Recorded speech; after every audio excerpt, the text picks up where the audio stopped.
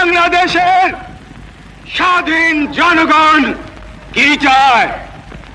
তারা চায় বেঁচে থাকবার অধিকার, যে অধিকার আল্লাহ এই দেশের জনগণকে দিয়েছে। এই অধিকার কেউই কেড়ে নিতে পারবে না। প্রিয় ভাইয়েরা, আমরা বেঁচে থাকবার মতো বেঁচে থাকতে চাই। আমরা চাই শান্তি, যাতে আমাদের দেশের সর্ব জায়গায় সব লোক শান্তিতে বসবাস করতে পারে, শান্তিতে কাজকর্ম করতে পারে, শান্তিতে ব্যবসা বাণিজ্য করতে পারে, শান্তিতে রাত্রেবেলা নিদ্রা যেতে পারে।